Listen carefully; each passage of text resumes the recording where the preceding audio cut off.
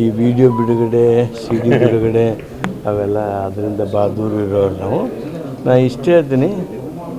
ಈಗೇನು ಪ್ರಕರಣ ಆಗಿದೆ ಅದಕ್ಕೆ ಅಗತ್ಯ ಇದ್ದಿರ್ತಕ್ಕಂಥ ಏನು ಪೊಲೀಸ್ ಕ್ರಮ ಇತ್ತು ತೆಗೆದುಕೊಂಡಿದ್ದಾರೆ. ಇನ್ನೂ ಏನರ ಕಡಿಮೆ ಇತ್ತು ಅಂದರೆ ಇಂಥದ್ದು ಆಗಬೇಕು ಅನ್ನೋದು ಇತ್ತು ಅಂದರೆ ಅವರು ಗೃಹ ಸಚಿವರಿಗೆ ಹೇಳ್ಬೋದು, ಸರ್ಕಾರಕ್ಕೆ ಹೇಳ್ಬೋದು, ಕಾನೂನಾತ್ಮಕವಾಗಿ ಏನು ಮಾಡಬೇಕು ಅದನ್ನು ಮಾಡ್ತೀವಿ. ತನಿಖೆ ಆಗ್ತಾವು, ತಪ್ಪಿತಸ್ಥರು ಯಾರದಾರ ಅವ್ರ ಮೇಲೆ ಕ್ರಮ ಆಕೈತಿ. ಗೃಹ ಸಚಿವರು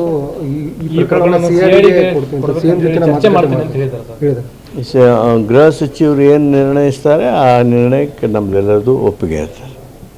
ನಿಮಗೆ ಸಂಪರ್ಕ ಮಾಡಿ ಇಲ್ಲ, ನನಗೇನು ಮಾಹಿತಿ ಇಲ್ಲ. ನನಗೆ ಪತ್ರಿಕೆಯವರು ಇನ್ನೂ ಕೆಲವು ಸ್ನೇಹಿತರು ಬಂದಿದ್ದಾರೆ, ನಿಮ್ಮ ಸ್ನೇಹಿತರೆ, ಅವ್ರಿಗೂ ಇದನ್ನೇ ಹೇಳಿದ್ದೀನಿ. ಈಗೇನು ಕ್ರಮ ತೆಗೆದುಕೊಂಡಿದ್ರೆ ಅದನ್ನು ಬಿಟ್ಟು ಏನಾದರೂ ಇದ್ದರೆ ಗೃಹ ಸಚಿವರಿಗೆ ಅವ್ರು ಹೇಳ್ಬೋದು. ಮತ್ತೇನಾದರೂ ಸರ್ಕಾರಕ್ಕೆ ಹೇಳಿದರೆ ಅದನ್ನ ಆಲೋಚನೆ ಮಾಡ್ತೀವಿ. ಆದರೆ ಈಗ ಏನು ಕ್ರಮ ಅಗತ್ಯ ಇತ್ತು ಆ ಎಲ್ಲ ಕ್ರಮ ತೆಗೆದುಕೊಂಡಿದ್ದಾರೆ. ರಾಜಕೀಯ ತಿರುವು ಪಡ್ಕೊಂಡ್ಬಿಟ್ಟೆ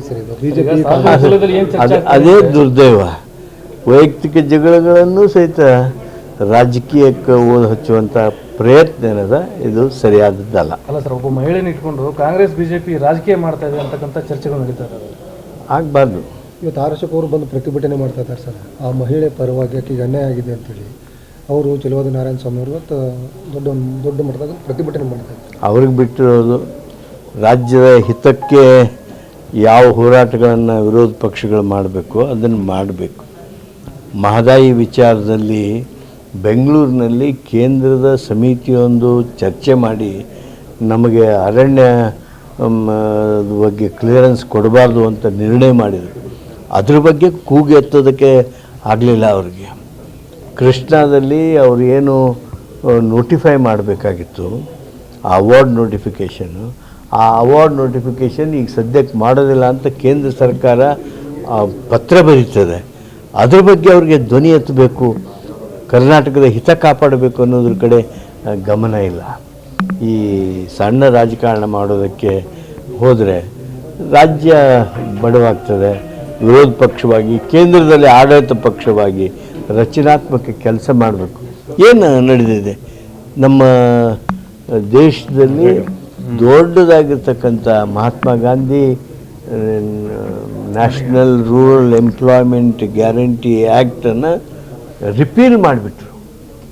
ರಿಪೀಲ್ ಮಾಡೋದ್ರ ಮೂಲಕ ಬಡವನಾಗ ದುಡಿಯುವ ಶಕ್ತಿ ಏನಿತ್ತು, ಹಕ್ಕೇನಿತ್ತು, ಆ ಹಕ್ಕನ್ನು ಕಿತ್ಕೊಟ್ರು.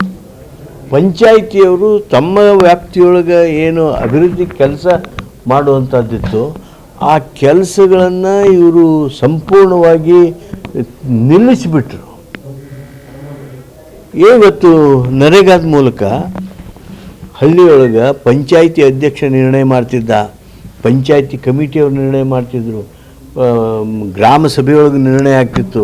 ಕಣ ಮಾಡ್ಬೇಕು, ನಮ್ಮೂರಿಗೆ ಮೈದಾನ ಮಾಡಬೇಕು, ನಮ್ಮೂರಿನ ಸ್ಮಶಾನ ಅಭಿವೃದ್ಧಿ ಆಗಬೇಕು, ನಮ್ಮ ಹೊಲ ನಮ್ಮ ದಾರಿ ಆಗಬೇಕು, ನಮ್ಮ ರಾಜೀವ್ ಗಾಂಧಿ ಸೇವಾ ಕೇಂದ್ರ ಕಟ್ಟಬೇಕು, ಶೌಚಾಲಯದ ಫೌಂಡೇಶನ್ ನಾವು ನರೇಗಾದ ಮುಖಾಂತರ ಹಾಕ್ತಿದ್ವಿ, ಮನೆ ಏನು ಹೌಸಿಂಗ್ ಆಶ್ರಯ ಮನೆಗಳಿದ್ದು ಅದರ ಫೌಂಡೇಶನನ್ನು ಹಾಕುವಂಥದ್ದು, ಇವೆಲ್ಲ ನರೇಗಾದ ಮುಖಾಂತರ ಆಗ್ತಿರ್ಲಿಲ್ವ? ಅವೆಲ್ಲವುಗಳನ್ನ ನಿಲ್ಲಿಸಿ ಇನ್ನು ಮುಂದೆಲ್ಲ ಈ VBG ರಾಮ್ಜಿ ಬಂದ ಮೇಲೆ ಆ ಕೃಷಿ ಕಾರ್ಮಿಕರು ಅವರು ಕೆಲಸ ಮಾಡೋಕ್ಕೆ ಅಲ್ಲಿ ಬೇಕು ಅಂತ ಹೋದರೆ ಅವ್ರನ್ನ ಅಲ್ಲಿ ನ್ಯಾಷನಲ್ ಹೈವೇ ಕಾಂಟ್ರಾಕ್ಟರ್ನ ಕೈಯಾಗಿ ಕೊಡ್ತಾರಂತ. ಆಮೇಲೆ ಇಲ್ಲೊಂದು ನಮ್ಮ ಊರೊಳಗೆ ಒಂದು ಕೆಲಸ ಆಗಬೇಕು ಅಂದರೆ, ಹಳ್ಳಿಯೊಳಗೆ ಕೆಲಸ ಆಗ್ಬೇಕಂದ್ರೆ ಪಂಚಾಯತಿ ಚೇರ್ಮನ್ ಹೇಳುವಂಗಿಲ್ಲ, ಅದನ್ನು ದಿಲ್ಲಿಯಿಂದ ಹೇಳ್ತಾರಂತೆ. ಕೆಲವು ಪಂಚಾಯತಿ ಕೊಡ್ತಾರಂತೆ, ಯಾವ ಪಂಚಾಯತಿ ಅನ್ನೋದನ್ನು ಅವ್ರು ನಿರ್ಣಯ ಮಾಡ್ತಾರಂತೆ.